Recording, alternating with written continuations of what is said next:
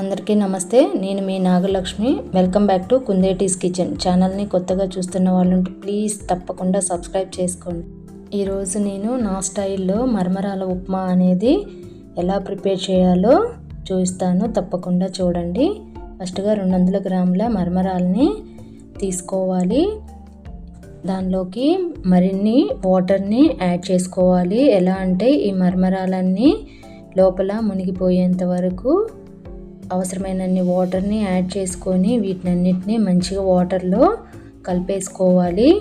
ఈ వాటర్ అన్నీ ఈ మరమరాలు పీల్చుకున్న తర్వాత ఈ చూపిస్తున్న విధంగా అయిపోతాయి. ఇప్పుడు ఈ మరమరాల్లో ఉన్న వాటర్ అన్నిటినీ స్క్వీజ్ చేసేసి వేరొక బౌల్లోకి వేసేసుకోవాలి.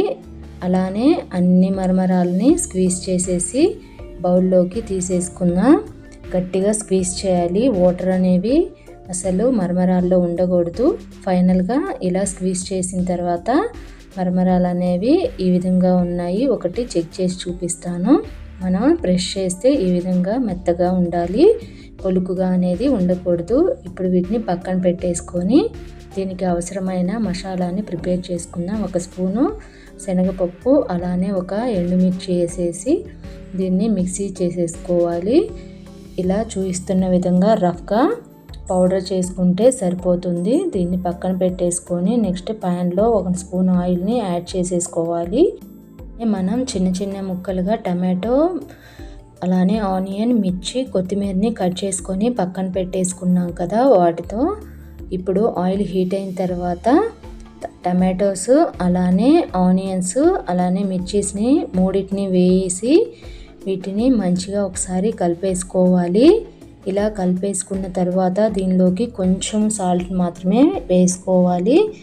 ఇలా సాల్ట్ని యాడ్ చేసుకొని మళ్ళీ ఇవి మంచిగా ఫ్రై అయ్యేంత వరకు కలుపుకుంటూ ఫ్రై చేసుకోవాలి. ఇలా ఫ్రై అయిన తర్వాత 1/2 స్పూన్ పసుపు, 3/4 spoon chaat masala, 1/2 spoon chilli powder, 1/2 spoon salt, 1/2 spoon garam masala, అలానే 1/2 స్పూన్ జింజర్ గార్లిక్ పేస్ట్ వేసుకొని ఈ మసాలాలన్నీ మంచిగా మిక్స్ అయ్యి ఫ్రై అయ్యేంత వరకు ఫ్రై చేసుకున్న తర్వాత దీనిలోకి ముందుగానే స్క్వీజ్ చేసి పెట్టుకున్న మరమరాలు ఉన్నాయి కదా, వాటిని యాడ్ చేసుకొని మంచిగా కలుపుకోవాలి.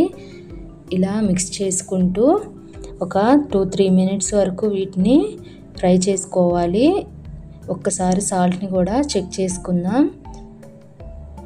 ఇలా సాల్ట్ని చెక్ చేసుకున్న తర్వాత నేను ఒక 1/2 స్పూన్ వరకు సాల్ట్ని యాడ్ చేశాను.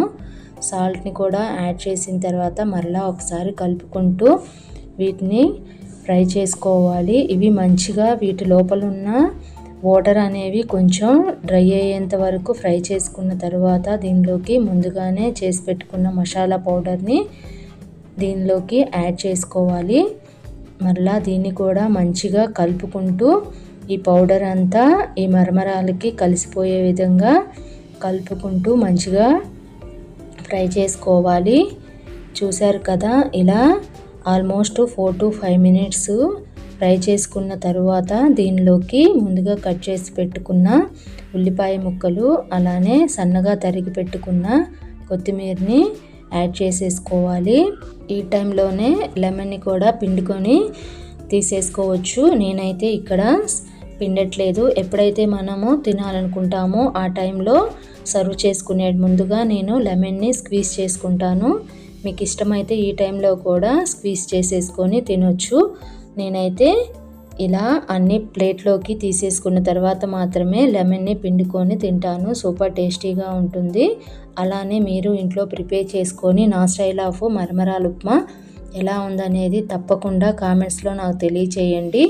అలానే ఛానల్ని కొత్తగా చూస్తున్న వాళ్ళు ఉంటే ప్లీజ్ తప్పకుండా సబ్స్క్రైబ్ చేసుకోండి. కుందేటీస్ కిచెన్ ఛానల్ని లైక్ చేయండి, షేర్ చేయండి, సబ్స్క్రైబ్ చేసుకోవటం అస్సలు మర్చిపోవద్దు.